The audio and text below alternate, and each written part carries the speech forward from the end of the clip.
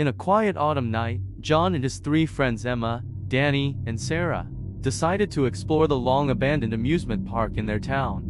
The park had been closed for 20 years following a mysterious fire, and it was rumored to be haunted. They entered the rusted gates with flashlights in hand, stepping into the legendary place. Moonlight filtered through sparse clouds, casting a ghostly glow on the Ferris wheel, its outline faintly visible in the darkness. "Did you hear about the little girl who went missing in the fire? They say her spirit still roams here," Sarah whispered. John chuckled, "That's just a story, don't be scared." First, they approached the carousel. The wind moved the broken decorations, creating a noise. Emma suddenly pointed to a damaged tape recorder near the carousel. "Look at that." The recorder started playing old music automatically, and the four exchanged surprised glances. John went to turn it off, but it seemed broken, the music growing louder. "Let's get out of here, this is too creepy," Danny said nervously.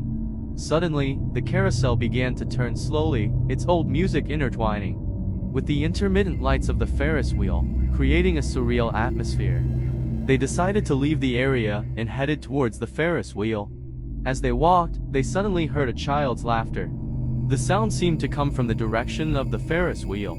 They quickened their pace, but as they got closer to the Ferris wheel, the laughter stopped.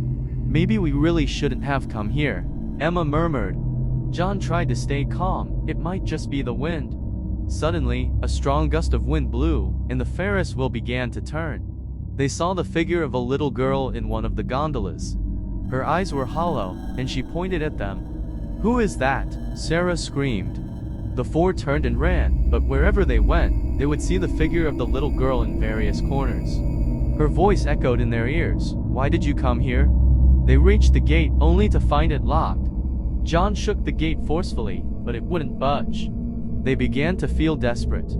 Then suddenly, the little girl appeared in front of them. She extended her hand, holding a bunch of keys. "Help me, I can't find my way home," she cried. John hesitantly took the keys, and suddenly everything calmed down. The little girl disappeared, and the gate opened.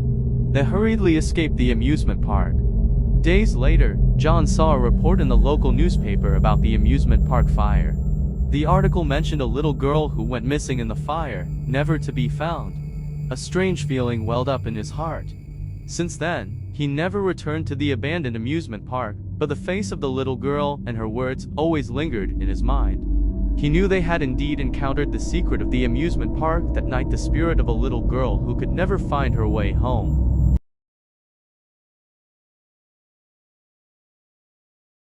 The amusement park at midnight was enveloped in thick darkness, with only faint lights sprinkling the silent night sky.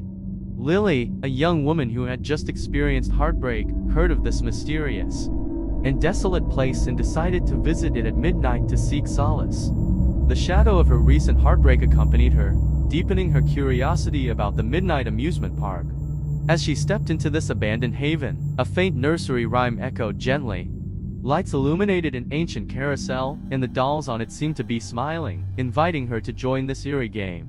Seating herself beside the carousel, Lily surveyed her surroundings.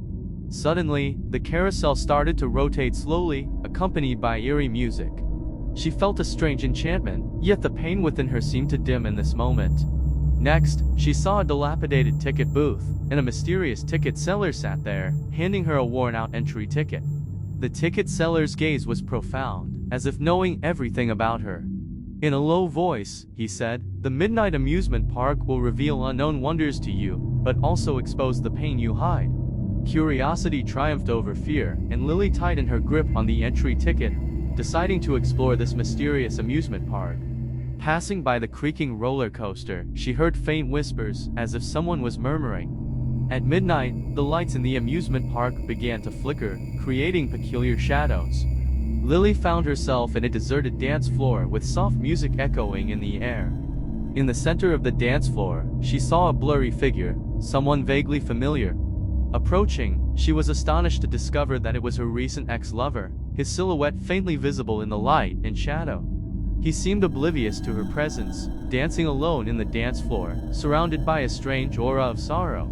Lily's emotions became complex as she entered the dance floor, attempting to communicate with him. However, each step felt like traversing through time and space, as if she was in an untouchable dream. The pain of heartbreak deepened in this amusement park, and her soul underwent a peculiar interrogation. Next, she found herself in an ancient garden, flowers blooming under the moonlight, emitting a faint fragrance.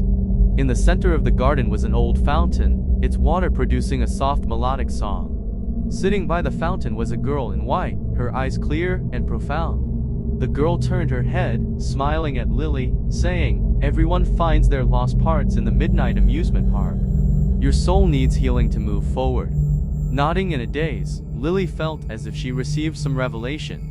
She ventured deeper into the amusement park, exploring every corner. As the midnight bell tolled, it seemed to mark the conclusion of the healing journey for her soul. Eventually, she arrived back at the carousel. The carousel ceased its rotation, and the nursery rhyme faded into the distance. The ticket seller appeared once again, smiling as he said, "Have you found the lost parts of yourself? The midnight amusement park will forever exist in your memories." With these words, Lily felt a warm force filling her soul.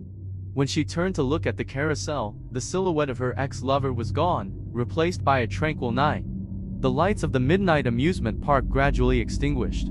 Lily stood there silently, feeling that a portion of her pain had been healed. She turned away, stepping into a new chapter of her life. The wonders of the midnight amusement park became a unique and healing memory in her life.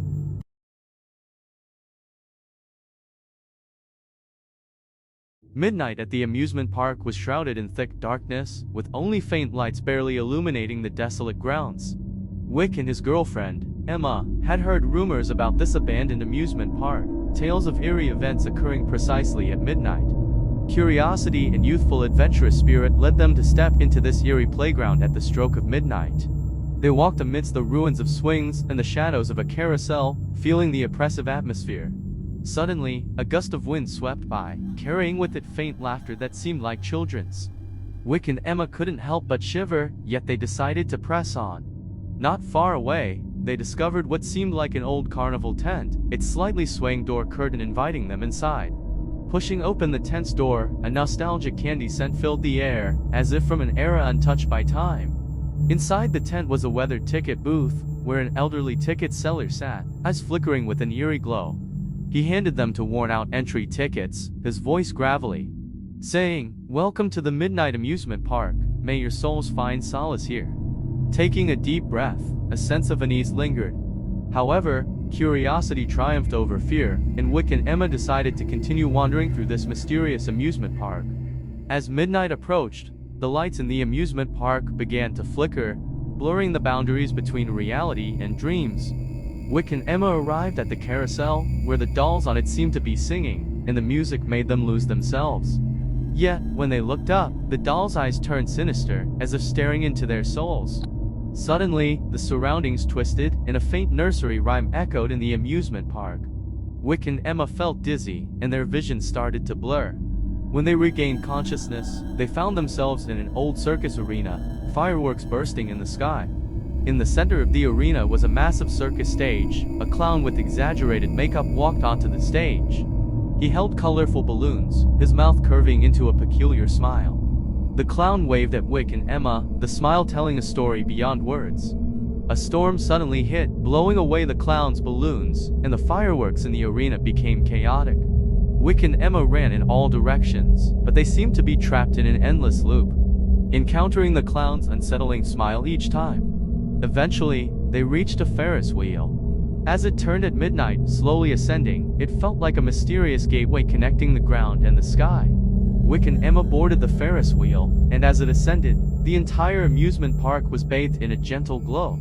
When the Ferris wheel reached its peak, a strong light descended from the sky, illuminating the entire amusement park as if it were daylight. Wick and Emma were momentarily blinded, then fell into silence. When they woke up again, they found themselves lying at the entrance of the amusement park. The sun had risen, the lights in the amusement park were extinguished, and everything returned to calm. They couldn't help but wonder if everything they experienced was a dream or reality. Since that day, Wick and Emma dared not approach the midnight amusement park again. However, at midnight, they could still hear in their dreams the distant nursery rhyme and the sound of fireworks. as if the mysterious power of the amusement park would forever remain in their hearts.